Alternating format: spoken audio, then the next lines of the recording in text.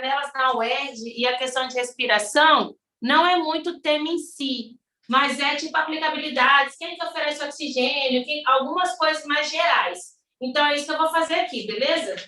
Aí, olha só. Quando você pensa em organelas, organelas são pequenos órgãos que você tem dentro da célula. A célula pode ser de dois tipos, né? Existe a célula procariótica. Se ela é procariótica, ela é antes da carioteca. E você tem a célula que é eucariótica. Aí, eucariótica é a célula que tem a carioteca verdadeira, né? Não tem uma carioteca de mentira, tem uma carioteca verdadeira. A procariótica, ela vai ter o material genético dela solto no citoplasma. A eucariótica, ela surgiu... Olha como que surge uma célula eucariótica. Uma célula eucariótica surgiu quando um grupo de bactérias, né, um grupo de células procarióticas, começaram a invaginar a membrana, e nesse processo de invaginação de membrana, começou a formar estruturas internas que antes não tinha na célula. E essas estruturas internas formou o núcleo, formou algumas organelas membranosas. Por isso que a gente fala que só a célula eucariótica tem organela membranosa, porque as organelas delas são derivadas de uma célula procariótica que sofreram a invaginação. Só que na célula procariótica, tudo acontecia no citoplasma, tudo de forma solta, você não tinha... se você fosse pensar numa escola, é como se todas as aulas fossem ministradas ao mesmo tempo, no mesmo espaço. Então, história, geografia, matemática, física, todos os professores aqui falando ao mesmo tempo. Fica muito mais difícil de você aprender as coisas. Na célula eucariótica, não. Cada um pode falar ao mesmo tempo, só que cada um teria a sua própria sala. Então, a célula eucariótica aumentou a eficiência de uma célula. Por quê? Porque quando ela aumenta a eficiência, ela aumenta o processo como tudo agora está organizado, a célula tem função, cada organela tem uma função específica. Se você for pensar em organela que tem membrana, que são organelas que surgiu com essa imaginação de membrana, são organelas só de células eucarióticas. Só célula eucariótica tem organela membranosa. Enquanto que célula procariótica não tem organela membranosa. Então, sem organela membranosa. A única organela que você tem numa célula procariótica é o ribossomo. E o ribossomo da célula procariótica tem 70 unidades de sedimentação. Então, ele demora 70 unidades para sedimentar num processo de centrífuga. Né? 70 unidades. Aí, você não vai utilizar minutos, segundos, porque você vai estar falando de centrifugação e utiliza uma outra unidade de medida. Mas aí demora, se for segundos, demora 70 segundos para você poder decantar quando você passar por um processo de centrifugação. Numa célula eucariótica, isso demoraria mais tempo. Demoraria 80, se fosse, mas não é, né? Segundos, 80 unidades de sedimentação. Essa é a diferença principal de uma para outra. Aí a célula eucariótica, ela vai ter várias organelas membranosas, enquanto que a célula procariótica não tem organela membranosa. A única organela que uma célula procariótica tem é o ribossomo, 70 unidades de sedimentação, enquanto que na célula eucariótica o ribossomo é 80 unidades de sedimentação. Aí já vem uma coisa. Se a célula procariótica não tem organela membranosa, mas tem o ribossomo, a gente vai deduzir, então, que o ribossomo é uma organela sem membrana. Não tem membrana nenhuma. É a organela mais primitiva que tem tanto em célula procariótica quanto em célula eucariótica. E o ribossomo, ele vai ser uma organela que é formada só por RNA ribossomal mais proteína. Não vai ter outra estrutura. O ribossomo 80S tem a mesma constituição, mas é uma das organelas que não tem membrana. Tem uma questão da Mescank, da faculdade, que falava assim, se a membrana fosse um casaco, né, um casaco de frio, qual organela que não conseguiria se proteger no ambiente, no inverno, né, quando tivesse muito frio? Aí a resposta era o ribossomo, porque o ribossomo é formado por RNA ribossomal e proteína. E a outra resposta era o centríolo. Centríolo é uma outra organela que é formada por microtúbulo, e enfim. A gente vai ver isso mais para frente. Mas tá, então se eu estiver falando de organela, eu vou começar a separar para vocês aqui. Qual que é de célula animal, qual que é de célula vegetal, qual que é só de bactéria, qual que está nos dois, qual que está faltando em um. Vamos começar. Eu estou achando que vai ter obra aqui no prédio de novo. Se ficar muito barulho, vocês me avisam, tá? Primeira organela é o ribossomo. O ribossomo é uma organela que está relacionada com o processo de síntese, ou seja, formação de proteína. O ribossomo é considerado proteica. O ribossomo é considerado nosso Google Tradutor, tá? É o ribossomo que vai lá e vai fazer o processo de tradução. É o ribossomo que vai ler a fita de RNA mensageiro e entender qual é a mensagem que o DNA queria passar para você, né? Então, o DNA, ele é um sistema de códigos, A, T, C, G, C, T, A, C, sei lá, enfim, um sistema de código. O seu corpo não entende código, o seu corpo entende aminoácido. Quem vai ser a molécula que vai fazer o processo de tradução? Ou seja, transformar isso numa que você não entende numa coisa que você entende. Aí seria o ribossomo. Por isso que a gente fala que o ribossomo faz parte da síntese de proteínas. Lembrando que o ribossomo está tanto em célula procariótica como em célula eucariótica.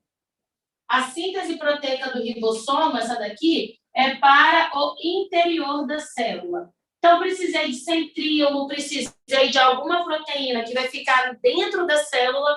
Quem vai fazer a síntese proteica é o ribossomo. Outra coisa, existem dois tipos de ribossomo. Existe o ribossomo 70S, que é o ribossomo de uma célula procariótica.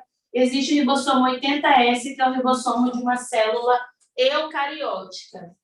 Os ribossomos, quando estão vários ribossomos em uma mesma fita de RNA mensageiro, lendo essa fita, a gente chama de polissomo ou polirribossomo.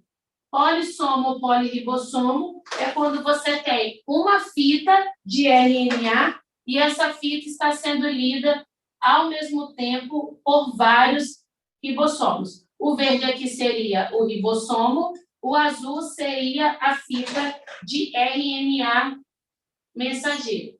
Pronto. Por esse ribossomo de célula eucariótica e de bactéria terem muita diferença, os medicamentos, os antibióticos, eles são direcionados para atacar ribossomo 70S. Ou seja, os antibióticos, eles atacam os ribossomos que fazem proteínas das bactérias e não proteína nossa. Por isso que o antibiótico ataca as bactérias. Qual que é o problema? O corpo não sabe identificar se é para matar a bactéria ruim e a bactéria boa, porque a gente tem bactéria que vive em associação com a gente, né, de própria cooperação. Auxilia a gente a produzir vitaminas, a absorver melhor algumas outras vitaminas, a gente chama de flora intestinal, por exemplo. E quando você toma antibiótico, o antibiótico vai atacar todo mundo que tem 70S, menos as bactérias, ataca todas as bactérias, inclusive a flora intestinal. Só que a flora intestinal é onde você menos queria ser atacado. Por isso que, às vezes, o uso de antibiótico dá um desarranjo intestinal na gente. Beleza? A segunda organela aqui que a gente vai começar a falar são os retículos. Os retículos pode ser retículo endoplasmático, que pode ser ou retículo endoplasmático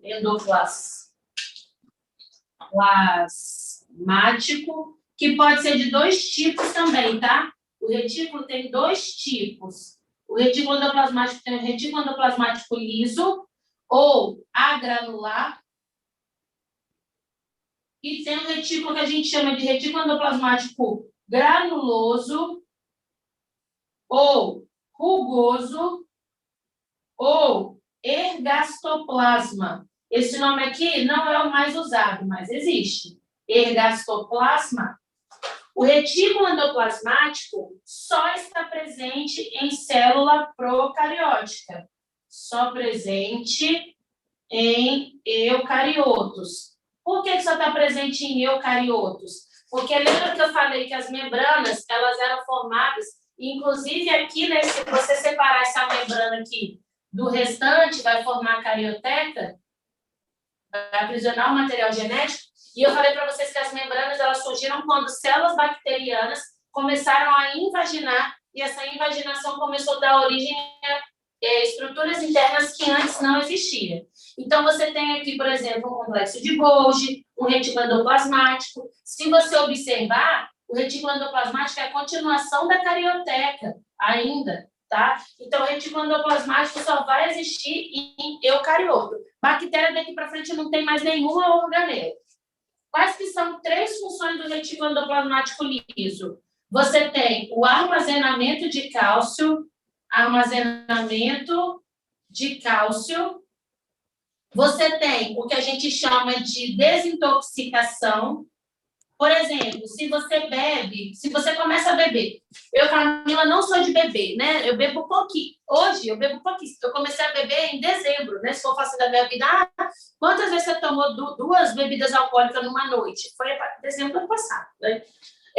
Eu não bebo muito. Então, aí um amigo nosso começou a namorar uma mulher que faz drink. Aí eu tô bem achando gostoso. Tô tomando bastante drink. Eu não bebo. Quando eu tomo 2 drinks, eu já fico meio bêbada. O meu marido, não, ele pode tomar uns 50 que não vai ficar bêbado.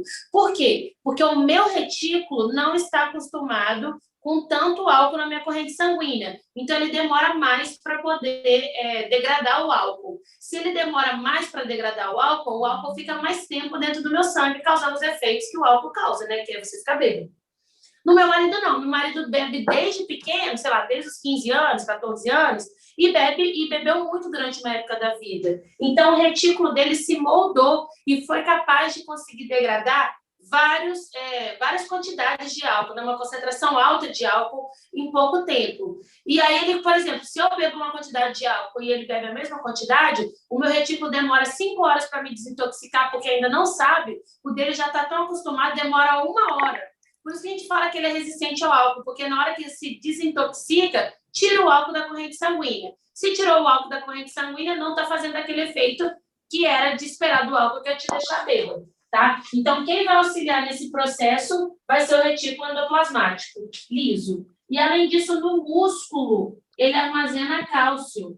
No músculo, armazena cálcio. A gente chama de retículo sarcoplasmático. Retículo sarcoplasmático, no músculo estriado, é uma estrutura que armazena muito cálcio, vai ser super importante para a contração muscular. Agora, qual que é a função do retículo endoplasmático rugoso? A função do retículo endoplasmático rugoso é produzir proteínas para o exterior da célula. Olha um exemplo. A prolactina é um hormônio proteico, né? Então, é uma proteína. E ela é produzida por células aqui da minha cabeça, que eu chamo de células da parra distalis, da adenohipófise. A adenohipófise na minha cabeça produz um hormônio que tem que atuar no meu peito. Então, esse hormônio que é produzido e vai atuar no peito, ele é jogado para fora da célula através do retículo endoplasmático rugoso. Se é produzido na cabeça, mas tem que atuar no peito, vai ser produzido pelo retículo endoplasmático rugoso, porque vai ser para o exterior da célula. Mas ele pode produzir proteína para o interior da célula, para o interior celular, desde que essa proteína fica dentro de uma bolsa. Essa proteína fique em bolsas. Vou dar um exemplo. Existe uma organela que eu chamo de lisossomos. Ai, pegou bolsas aqui, né? Fique em bolsas. Existe uma organela que a gente denomina de lisossomo. Lisossomo é uma organela responsável pela digestão celular. E aí, o lisossomo é uma bolsa, e dentro da bolsa tem 1 milhão de enzimas, que genericamente nós denominamos de hidrolases ácidas, né? Hidrolases ácidas, porque elas atuam no meio ácido. Então, você está falando de uma organela que é uma bolsa cheia de enzima. Se é uma bolsa cheia de enzima, é produzido o retículo endoplasmático vai produzir a proteína, que é a enzima de dentro da bolsa. Tudo bem, meninas? Se não tiver, vocês pedem para eu ir parando, que eu vou respondendo as dúvidas. A próxima organela é o complexo de Golgi. Complexo de Golgi é denominado de carteiro celular. Qual a função do complexo de Golgi? O complexo de Golgi ele tem a função de receber recebe, modifica, empacota e direciona as coisas. Por exemplo, eu preciso de um fosfolipídio.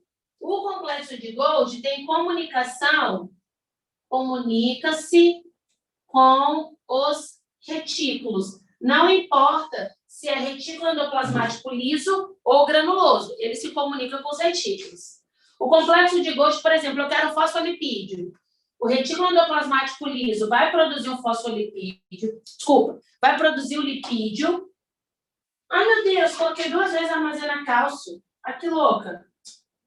Síntese de lipídios é uma das funções também de retículo endoplasmático liso. Por exemplo, voltei aqui, tá, gente, que eu tinha errado ali. Por exemplo, você tem o testículo, ele é para produzir testosterona. Então, se o testículo produz testosterona, e a testosterona é um hormônio lipídico, como que é o nome, né, da organela que tem a maior quantidade no testículo do homem? A organela que tem a maior quantidade no testículo do homem é o retículo endoplasmático liso. Por quê? Porque está produzindo muito hormônio lipídico. E aí, quem é responsável por produzir lipídio é o retículo endoplasmático liso.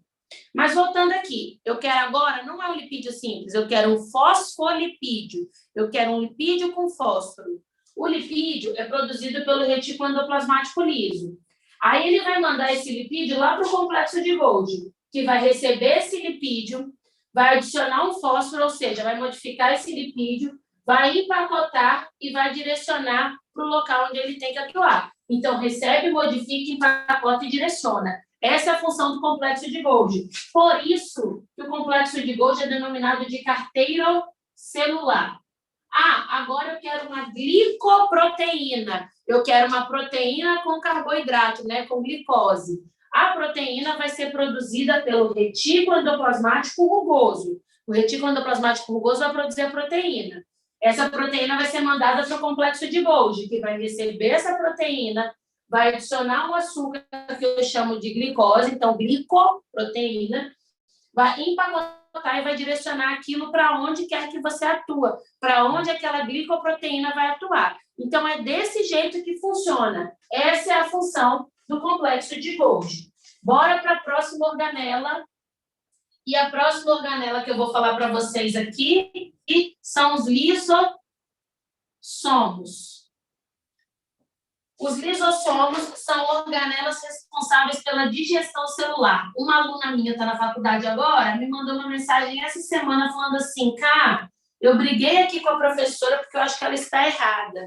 Porque ela falou assim, quais são as organelas envolvidas no processo de secreção de uma proteína? Secretar uma proteína, você produzir uma proteína e mandar ela para o lado de fora. E aí a resposta era, você vai ter o retículo endoplasmático rugoso produzindo a proteína, uma vesícula transportadora que vai mandar essa proteína para o carteiro mandar essa proteína para o lado de fora. Essa era a resposta. Só que a minha aluna confundiu secreção com digestão. Uma coisa não tem nada a ver com a outra, né? E aí a minha aluna estava teimando que o lisossomo estava no meio do processo. Secretar, por exemplo, eu secreto suor, eu secreto glândula salivar, eu secreto sebo, né, nas minhas glândulas sebáceas. E isso é secreção. Secreção vaginal, secreção anal. Existem vários tipos de secreções. Agora, isso não é digestão. Digestão é você pegar uma coisa e sumir com ela. Quem que faz digestão celular? Digestão celular é feita pelos lisossomos. Existem 2 tipos de digestão celular. Existe a digestão onde ele come alguma coisa do lado de fora, a gente chama de heterofágica, hetero diferente, fagos alimento. Você está se alimentando de alguma coisa que é diferente a você. Você tem a digestão autofágica, fágico, alimento. Auto, você está comendo alguma coisa de você mesmo. Então, quando que uma célula vai se devorar? Quando ela quer renovar uma organela, essa mitocôndria já está velha, está na hora de renovar? Aí o lisossomo vai englobar essa mitocôndria e vai renovar. Você quer renovar, por exemplo, uma proteína? Você vai ter essa renovação através dessa digestão autofágica. A digestão acontece porque dentro do lisossomo você tem enzimas que são genericamente chamadas de hidrolases ácidas. As hidrolases ácidas são enzimas que vai ter o papel de fazer o processo de digestão das coisas, né? E aí, se você tem alguma enzima dessa que é defeituosa, a célula vai englobar as coisas para digerir, mas não vai conseguir fazer o processo de digestão. Qual que é o problema disso tudo? Se eu, célula, englobo alguma coisa para jogar para dentro dela e o lisossomo digerir, mas uma dessas enzimas não consegue fazer a digestão daquilo, eu só vou acumulando coisa interna, só vou acumulando coisa interna, só vou acumulando coisa interna e vou tendo muito problema mesmo, porque aí você começa a entupir a célula e a célula não consegue fazer sua função. Os lisossomos são responsáveis por algumas doenças. Quais que são as doenças que o lisossomo atua? Doença de Tay-Sachs. Dessa doença aqui, o lisossomo não consegue digerir lipídio e aí as células do cérebro ficam repletas de lipídio e aí não consegue, num determinado momento, exercer sua função. Existe a silicose e existe a asbestose. O efeito é o mesmo, o que causa é diferente. Na silicose, quem causa é a sílica. A asbestose, quem causa é o asbesto. Tá? Asbesto. E o que vai acontecer? A silicose, a sílica, quando você inala a sílica ou asbesto, eles são muito pontiagudos. E na hora que vai acontecer o processo de digestão, eles furam. Basicamente, eles furam o lisossomo e deixam a enzima do lisossomo cair no citoplasma da célula. Quando isso acontece, você tem um problema seríssimo, porque você começa a deixar esse citoplasma com a enzima que degrada ele. E o citoplasma da célula começa a ser todo devorado.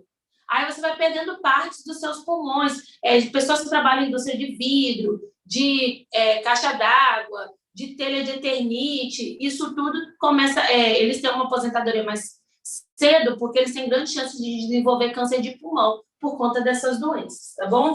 Outra doença que pode estar relacionada, que não é diretamente relacionada com o lisossomo, mas tem uma influência do lisossomo, são as doenças que genericamente chamamos de encefalopatias, espongiofórmicas, espongiformes transmissíveis. Essas encefalopatias espongiformes transmissíveis, elas são causadas por prion. Então, o que acontece? O prion, ele é englobado pela célula. O prion é uma proteína modificada que causa lesões, o nome já diz, causa encefalocabeça, apatia, doença. Então, causa doença na sua cabeça, que deixa no formato de esponja e é transmissível. Né? Então, são proteínas modificadas que entram na sua cabeça, modificam o seu sistema nervoso e pode ser passado para frente. Essas encefalopatias espongiformes transmissíveis, elas causam doenças como vaca louca, Creutzfeldt-Jakob. Mas aí, Camila, você está falando que é causada por prion. E por que está aqui dentro de lisossomo? Sim, é causada por prion. Mas, se o lisossomo conseguisse digerir o prion na hora que a célula engloba o prion, você não teria o desenvolvimento dessa doença. São as coisas que mais caem no vestibular. Vamos para a próxima. Se você olhar essa aula, por exemplo, dentro do curso, essa aula tem muito mais informação mesmo. Só que a gente está voltando as informações para a UERJ. E as coisas da UERJ, para isso, é muito simples. Pergunta basicamente função de organela, tá, gente? Então, eu não vou ficar aqui explicando face cis, face trans, de complexo de Golgi, se não é isso que a UERJ é acostumada a cobrar, porque essa revisão é para a UERJ. Bora para frente, nós vamos falar dos peroxissomos e nós vamos falar também do glioxossomos. Glioxossomos. Também é chamado de gliossomos, tá bom? Os peroxissomos, eles estão só em célula animal. Glioxossomos só em célula vegetal. Lisossomos, o lisossomo ele é formado tanto na célula animal quanto na célula vegetal, mas só é ativo na célula animal. quando você está falando de célula vegetal, os lisossomos eles são produzidos e vão ser jogados as enzimas dele lá dentro do vacúolo digestivo.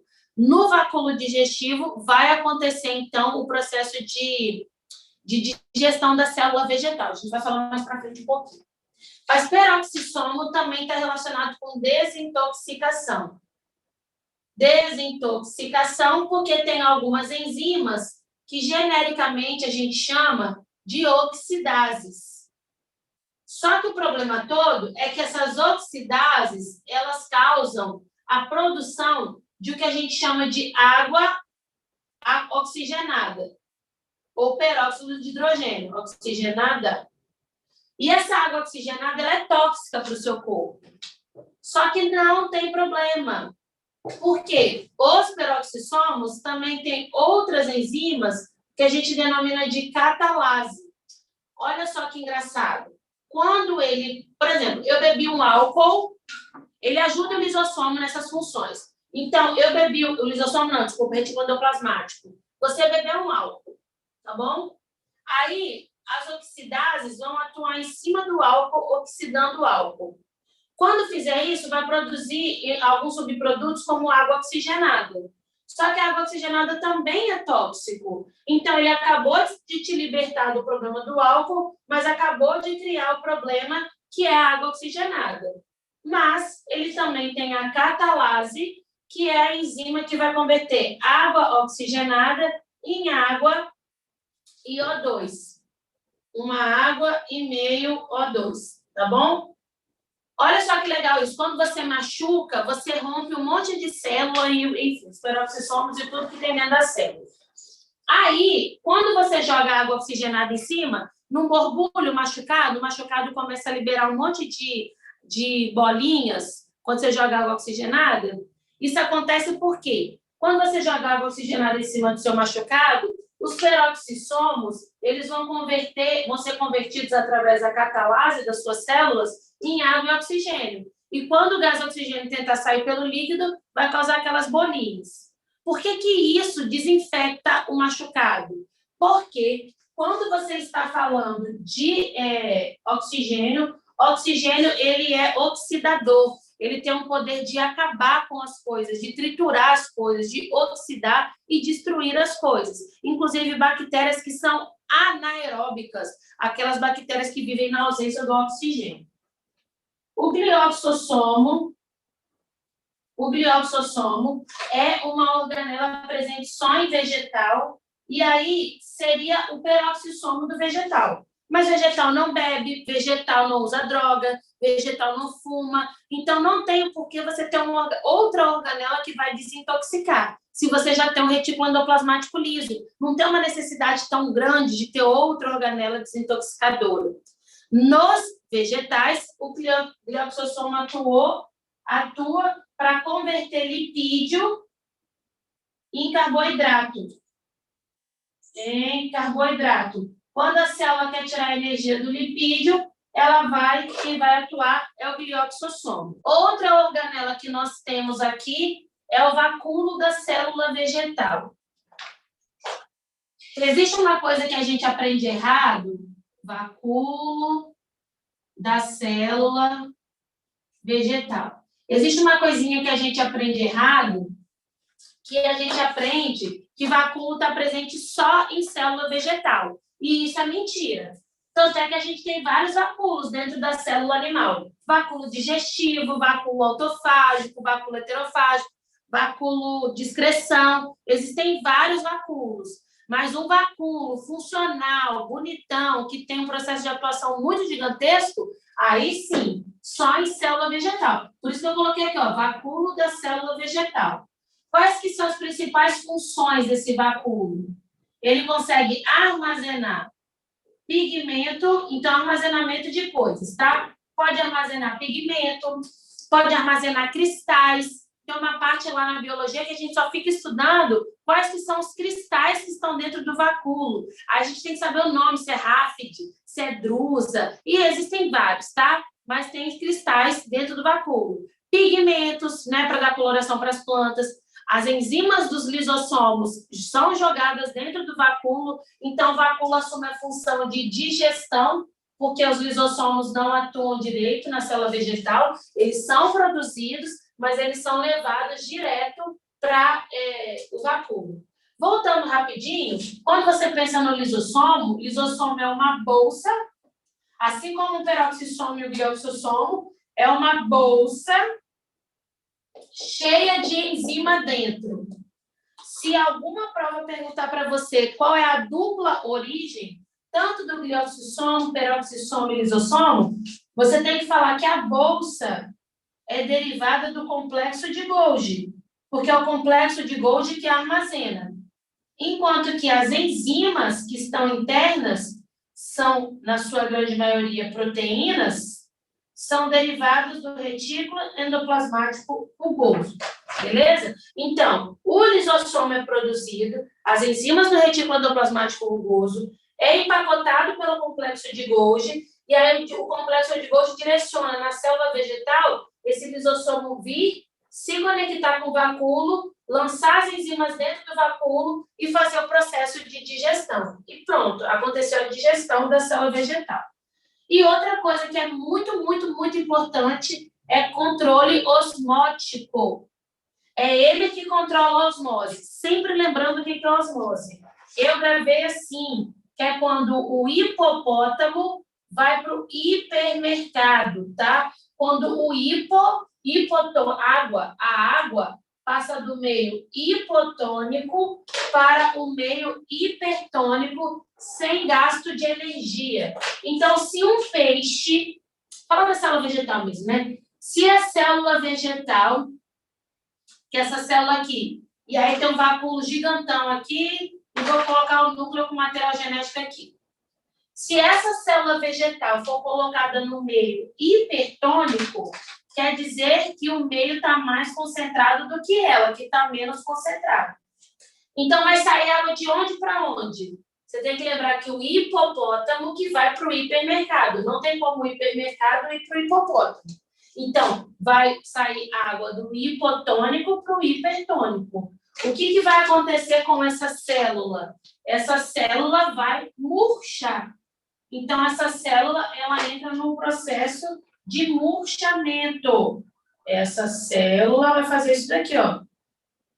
Vai ficar murchinha, com vacúolo bem reduzido e ela vai estar bem desidratada. Quando a célula murcha, a gente chama de plasmólise, tá? Agora tem o contrário. Se o ambiente for hipotônico e a célula for hipertônica, vai sair água do ambiente para a célula e aí essa célula vai inchar. Célula inchada a gente chama de célula túrgida. Lembrei o nome? Túrgida. Bora para frente. A membrana do vacúolo é denominada de tonoplasto. A membrana tem um nome especial, tonoplasto. E o que você tem que lembrar é o seguinte: o vacúolo da célula vegetal é um vacúolo que ele é diferente do vacúolo pulsátil, que está em protozoário. O vacúolo pulsátil, ele tem gasto de energia. Então, aqui, ó, tem gasto energético. Tem gasto energético para poder entrar para poder sair água do protozoário. Só que, quando você está falando do vacúolo da célula vegetal, ele é um transporte, ele faz o controle osmótico, e osmose é um processo sem gasto de energia. Bora para frente. Próxima organela que vocês têm que saber, vacúolo, agora você tem que saber dos centríolos. 8 centríolos. Os centríolos são organelas que também sentiriam frio. Se você considerar a membrana como uma blusa de frio, os centríolos também sentiriam frio, porque centríolo é formado por microtúbulos. Microtúbulo é um tipo de citoesqueleto, e isso forma o centríolo. O centríolo é ausente em vegetais superiores. Quer dizer que briófita e pteridófita tem, mas gimnospermas e angiospermas não têm. Os centríolos, eles se localizam em uma região da célula que eu chamo de hemitoque, centro organizador de microtúbulo, ou centrosomo. E os centríolos estão relacionados principalmente com a movimentação de coisas. Aí, dentro dessas coisas, organelas, cromossomos, proteínas, de dentro da célula. Vai ficar, por exemplo, tem um cromossomo aqui, um aqui, um aqui. Quem que vai emparelhar isso daqui assim? Centríolo, porque é o centríolo que vai ter o microtúbulo. Ah, você tem um complexo de Golgi aqui. Quer jogar o complexo de Golgi para cá? Quem que vai fazer essa transição? Os centríolos. E os centríolos, eles podem originar cílios e flagelos. Cílios e flagelos são estruturas relacionadas com locomoção, transporte de substância, né? Várias coisas. Cílios ele é menor tamanho, mas tem maior quantidade. Flagelo é maior tamanho e menor quantidade. O cílio bate em formato de chicote. Cílio bate assim, ó, formato de chicote. Chicoteia e flagelo é rotacional. O espermatozoide vai atrás do óvulo fazendo o processo de rotação e não o processo de natação. Agora, olha que legal. Quando você pensa numa célula, o centríolo está aqui no seu centrosomo, né? Deixa eu colocar ele aqui embaixo. O centríolo está aqui no seu centrosomo. O centríolo não tem membrana. Mas cílios e flagelos acontecem quando o centríolo ele começa a esticar e com isso ele vai esticando a membrana. Então o centríolo ele vai se esticando e esticando a membrana. Cílios e flagelos têm membrana, centríolo não. Então cílios e flagelos não sentiriam frio naquela questão da emissão, porque eles têm membrana, enquanto que centríolo não tem. Última organela para a gente começar o próximo tema, que era da aula passada, né? A gente vai falar dos dois temas agora, o da aula passada já vai emendar no dessa aula, que é as duas últimas organelas que está faltando, mitocôndria e cloroplasto. Vamos lá. Mitocôndria, e você tem aqui o que a gente chama de cloroplasto. Na verdade, deixa eu colocar os plastos. 10. Plastos. Mitocôndria, ao contrário do que muita gente acha, está presente tanto em animal quanto em vegetal. Está presente em todas as células, todas, menos bactéria. Por quê? Mitocôndria e cloroplasto têm uma origem endossimbiótica. Eu não sei se vocês lembram o que é isso. Mas é o seguinte, olha, existe uma célula eucariótica em formação. Essa célula eucariótica quis se alimentar e nesse processo de querer se alimentar, ela quis comer uma bactériazinha que estava dando sopa aqui no meio do caminho, tá? O que ela vai fazer para se alimentar? Vai lançar falsos pés, que eu chamo de pseudópodes, e vai tentar fazer uma fagocitose. Fagocitose é colocar para dentro coisas sólidas. E aí essa bactéria que estava dando rolê ali era uma bactéria sólida. Entrou, na hora que entrou, viu que essa mitocôndria estava, essa bactéria, ele não conseguia digerir. Lembra que eu falei para vocês que o lisossomo algumas vezes não consegue digerir as coisas que coloca para dentro da célula? Mas na hora que colocou essa bactéria, não trouxe prejuízo. Trouxe muito mais benefício, vários benefícios. A gente vai explicar daqui a pouquinho. Então, essa organela que foi englobada, né? Na verdade, era uma bactéria que tinha seu material genético, que tinha o seu ribossomo, e aí é um organismo que está dentro da gente, numa simbiose interna, numa endossimbiose. Isso daqui é a mitocôndria. Teve uma outra célula que, além da mitocôndria, englobou uma outra organela que também não conseguiu digerir. E aí, na hora que engloba essa outra organela que não consegue digerir, isso daqui é o cloroplasto.